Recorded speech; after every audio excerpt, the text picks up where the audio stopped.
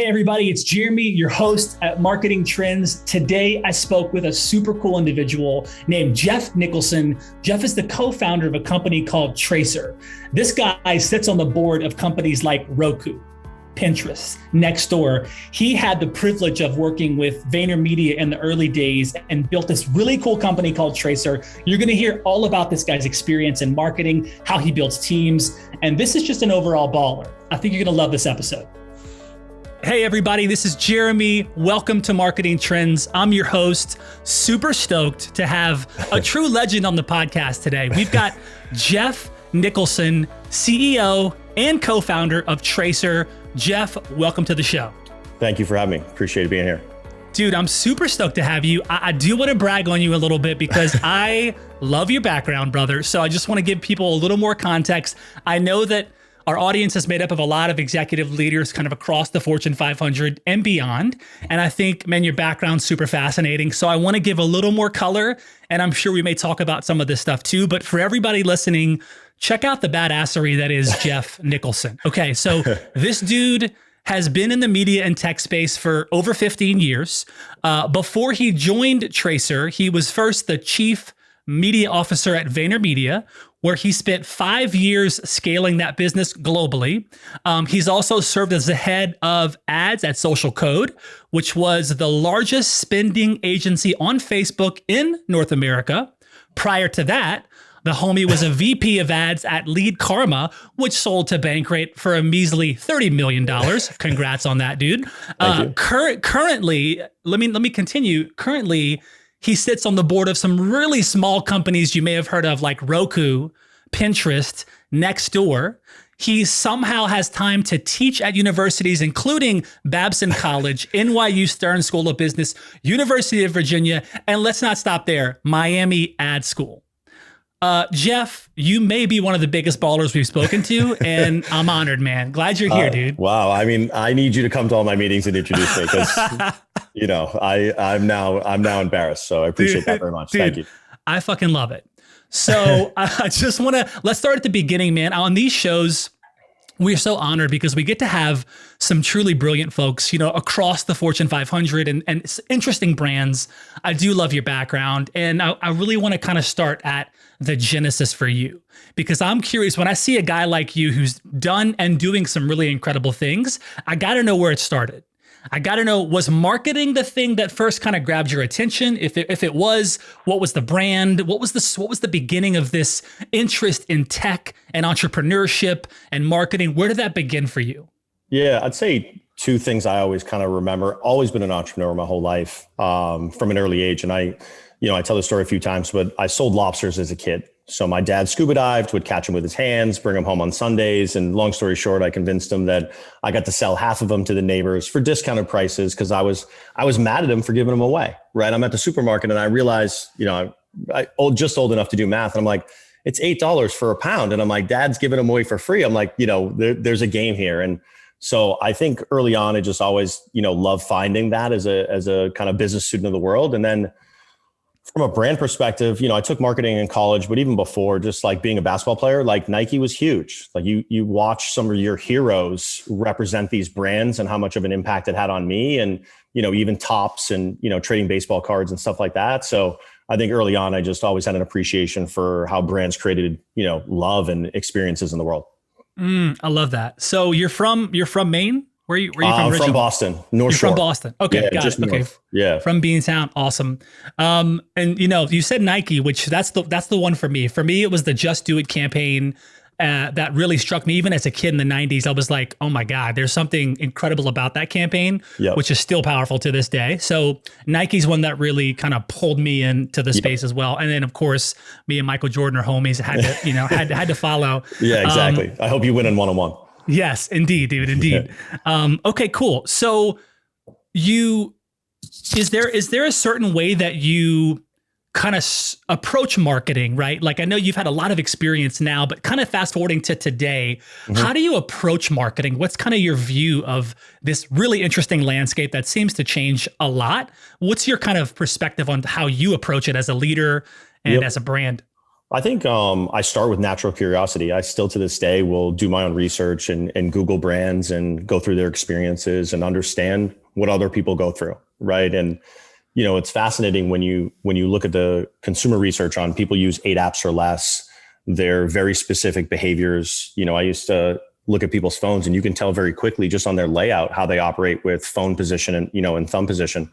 And so I think you have to start with curiosity around no matter who you are, from analyst all the way to CEO, like you've got to know what's going on. The second thing I try to think about is what I'm trying to achieve with the brand or the agency or the partner, and putting myself in their shoes and what they deal with, right? If you're a publicly traded company, Fortune 100, you have procurement teams, you have operational processes, you can only move so fast based on the rules of your, engagement.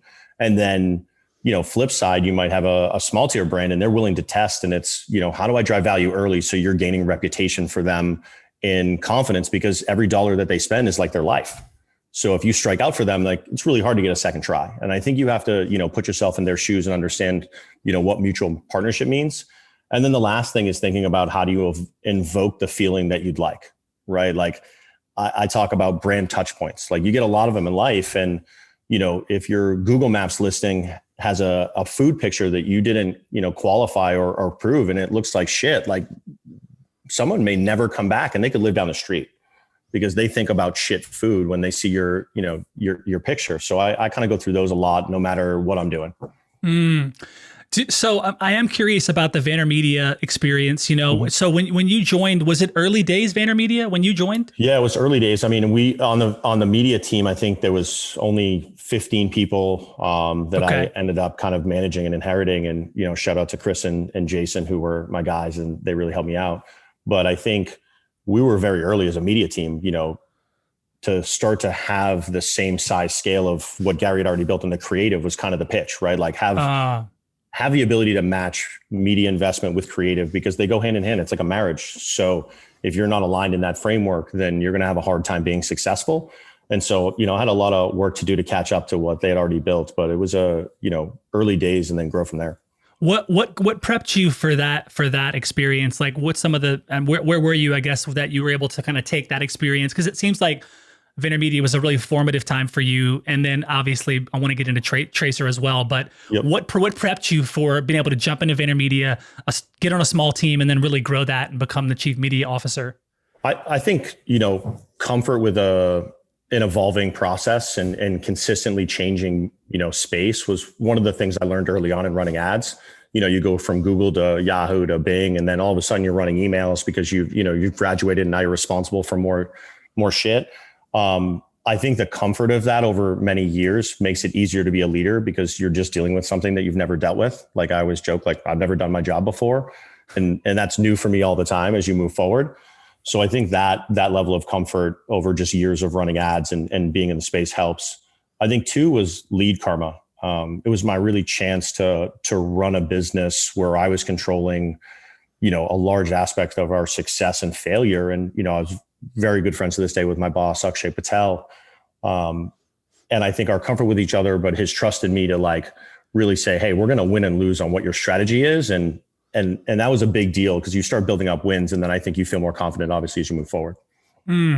So with you, obviously you probably get this question a lot, but I am curious, what are some of the things you appreciate and, were challenged by working with Gary? And some of the things, I mean, because he's such a, he's such a unique character, as we all know. If you don't know who he is, I don't know.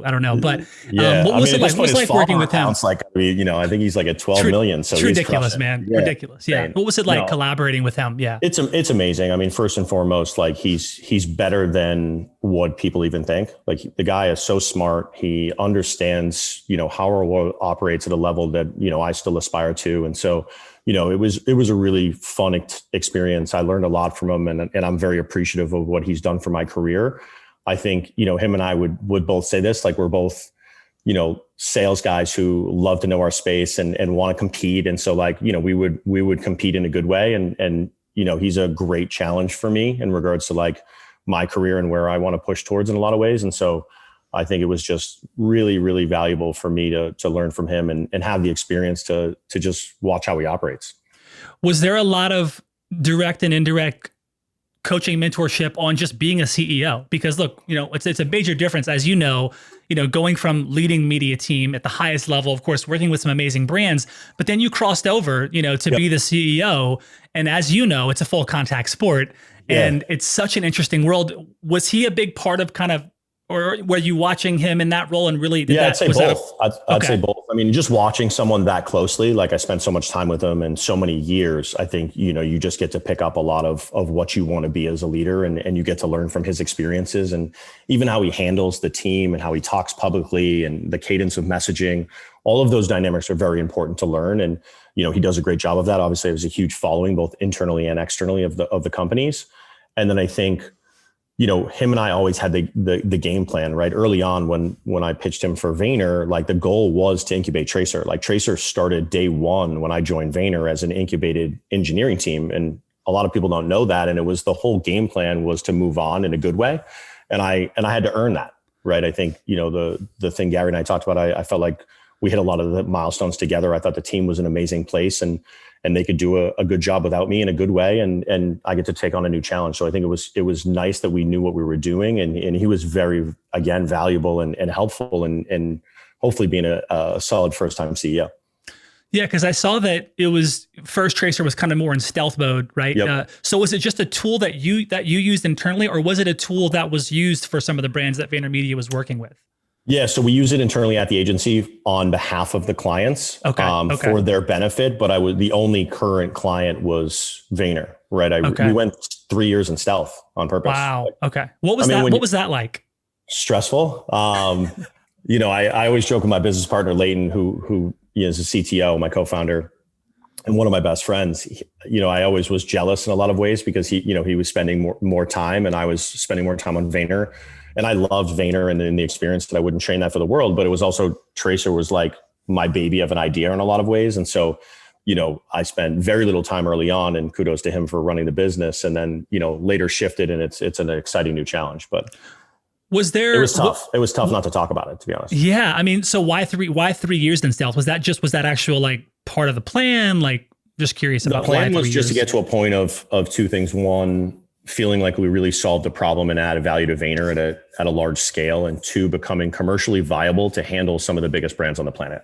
I think when you're in the business intelligence space and data processing, you can't stop at the top, start at the top of the food chain and not have your shit together. And, I had a lot of respect for that because I know how complicated the problem we were attacking is.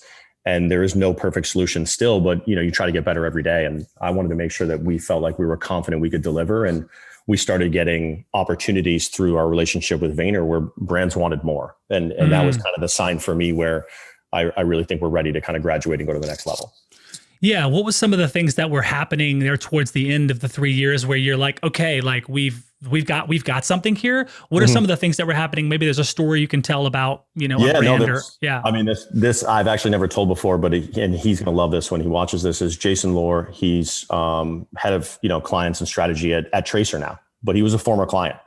And he ran Inspire Brands, which is a large scale restaurant, kind of group, and, spends hundreds of millions of dollars across a variety of brands. And we worked with him through Sonic, and he saw what we were doing. And we met, he appreciated, he understood how complex the problem is. He's a veteran in the space with, 20 plus years experience. And not only was he appreciative of what we were doing, he wanted more. And then the second aspect of the story is he now works at Tracer because he was so, kind of pumped with the mission and what we were trying to achieve. Wow. Can you tell us what what outcome had he achieved, or something that really drove him to then cross over? What was the big thing that they realized they could use it for that helped their brand? I think two things. One, just the simplicity of how we worked and delivering value compared to like how much pain it was for their previous process, right? A lot of times I joke like, okay, it took 10 steps and you can move to 2 and it goes from 2 weeks to 10 minutes. Like that's a big deal because, in any space, the number one cost is your employees and so if you can remove that friction and make people's lives easier, I think that was the big win and just kind of like how we were solving the problem. And I think the second piece was just how approachable we are in partnership. We still run the business to this day where, we try to have a partnership first sales orientation and make sure that we're picking partners for mutual value that appreciate what we're doing. And we appreciate their business very much as well. I love that. What's your perspective now on, recruiting and building effective teams, and really, especially in such a fast moving space, and business intelligence is so interesting and so important. Yeah. What's kind of your approach, I guess, high level now of like building effective teams and moving at a fast pace that you've been doing? Yeah. So I talk about this in a lot. I'm a big believer in talent and making sure that talent breeds talent. And I think about it as a pyramid. And typically you're starting with your co-founders, right? So the top of the food chain in regards to how your pyramid is shaped. But the reality is that every level of that pyramid is imperative to your success of your business. And I'm a big basketball guy. So it's like, if you have a team, like you need a power forward, you need a shooting guard, you need everybody to have the different skill sets that's going to be complementary to make you to win. So you're a good communicating and functioning team. And that falls on everybody. So, we promote at the company, for example, like large scale referrals internally as rewards because recruiting is expensive. And we want people to bring in other people because likely they're going to recommend someone who's great because they want to work with other great people. So we really try to keep simple about it. And I think the other thing is time investment. I've spent probably more time than most of the people I know in regards to just recruiting and retention, because I do believe that, people are the difference between winning and losing. Do you find that you guys hire slower or faster compared to other brands or places you've worked before?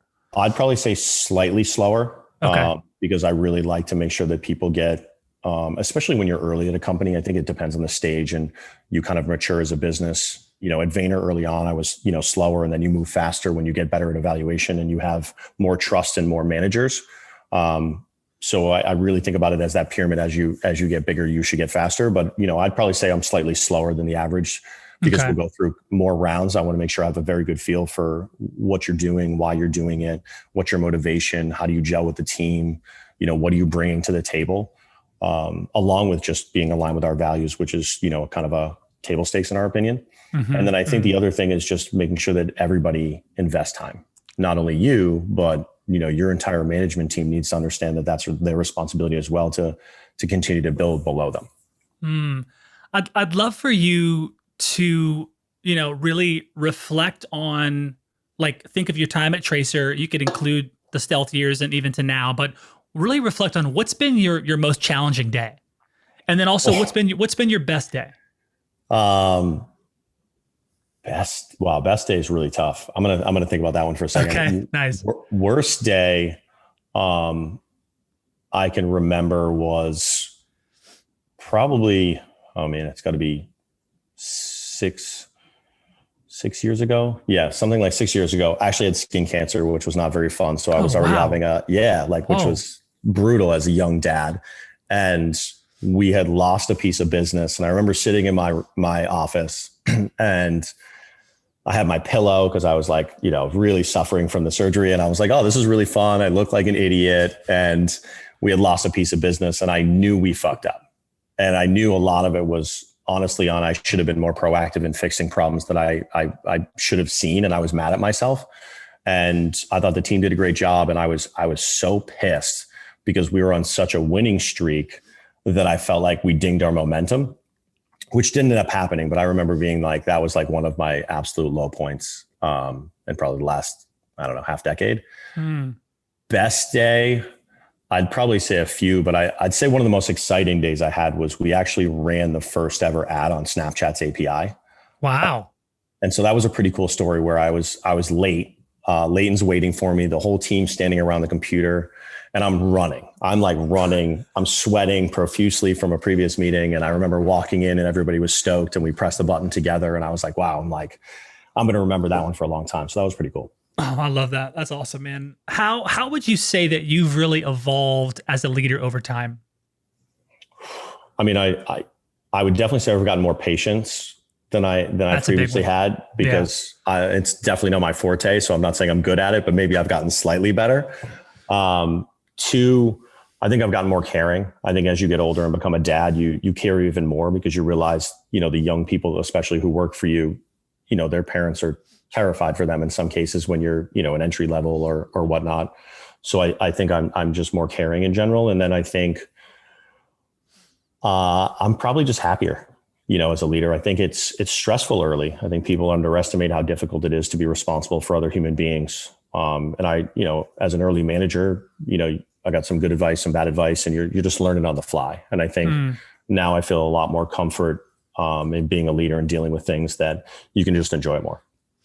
What do you still go to places or people for marketing inspiration? Like, do you still kind of chop it up with other marketing leaders and other brands? Yeah. What's that like? Do you kind of have a small group of folks that you kind of on the personal board of Jeff, or what does that look like for you to kind of stay at the top of your game when it comes to marketing?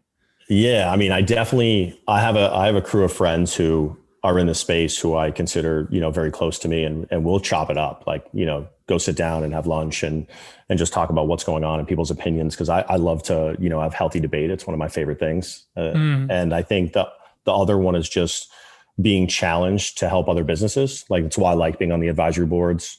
I think they're looking for honest feedback on different perspectives, and you get really interesting debates on how the world works and what people should invest in. And you can learn a lot from it too. Just as again, as a co-founder, it's nice to watch other people operate and take things from them. Yeah. I'm curious about that. Sitting on the board of Roku, Pinterest, Nextdoor, are there some, I know you're learning, I'm sure it's interesting to observe some of the, the dialogue and the stuff you get brought into. Are there common themes across those three brands that are linked in some of the things that you're learning and doing at Tracer, or is it really all different a la carte as you sit at some of these boards? I think for Tracer, it's always valuable. I mean, I try to be as knowledgeable in the space as possible. And again, when you're dealing with, everyone's data, from revenue to consumer data to whatever it may be, the more you know, the better, because the problem gets infinitely harder every day. And then I think the thing I find theme in is just learning from other people. I really try to be a sponge and watching how other people operate. Like, Sarah Fryer is the CEO of Nextdoor, and I'm amazed by her. I think she's truly like one of the best leaders I've seen. And obviously I talked about Gary. And so one of the things I try to take from those meetings is just how people operate, how they curate a room, what questions they ask. And that's very exciting to watch and learn and adopt.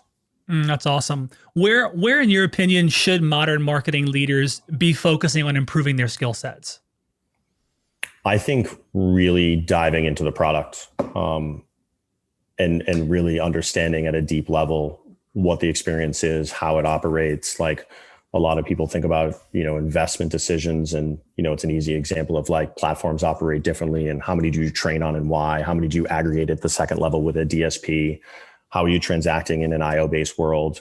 Those dynamics of making sure you just know how they work and what works together and why, and asking the right questions and spending more, time probably on the technology side is, I think, one of the biggest advantages you can have as a growing marketer in today's world.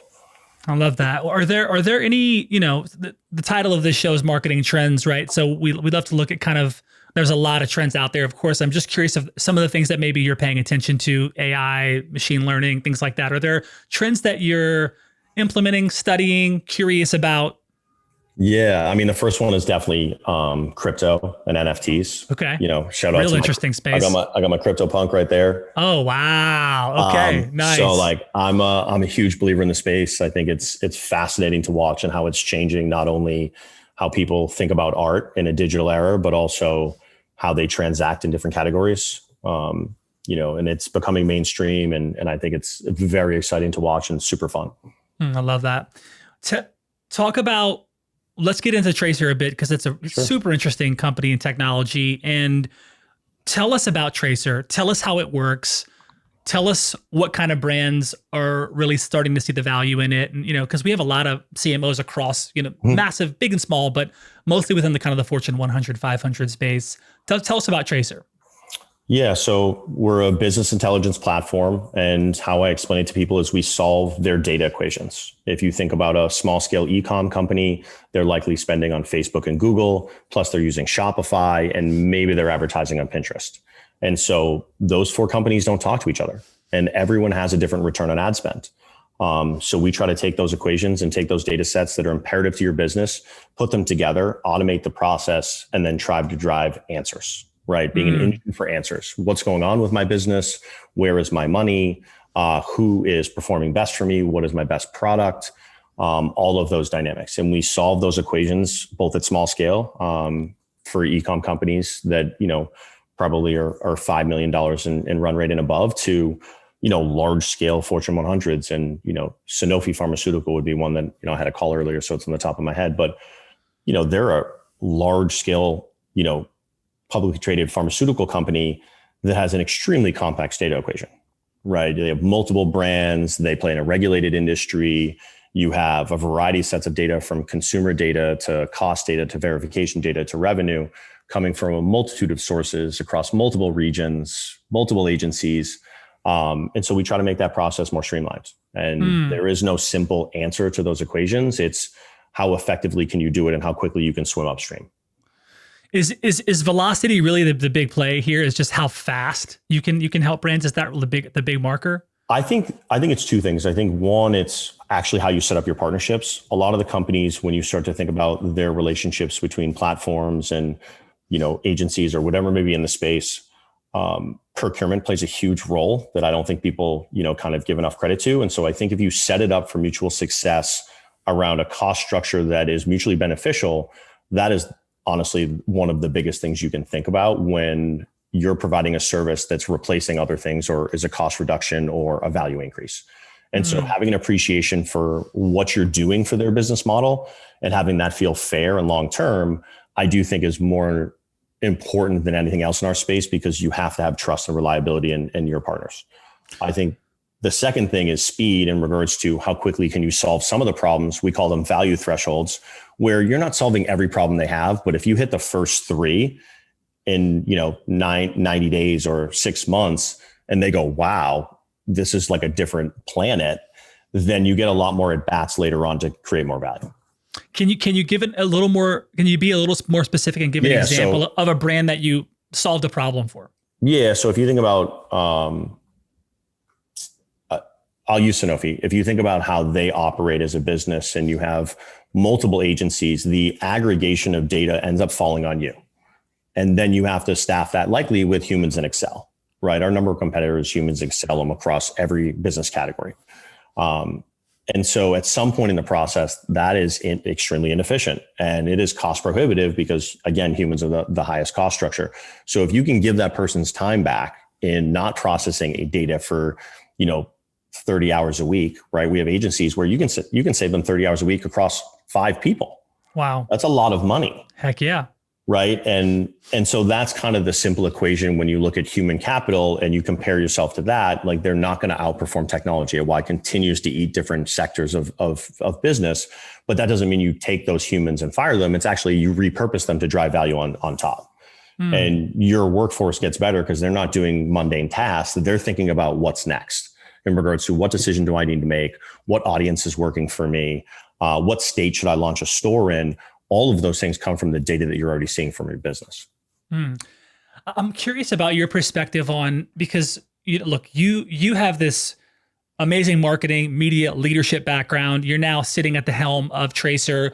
You are kind of at this intersection of product and finance and marketing and operations. And what is it like to kind of sit at that intersection? Because there's obviously a lot happening, and you've got to be innovating. You've got to be a few steps ahead of some of these competitors in your space.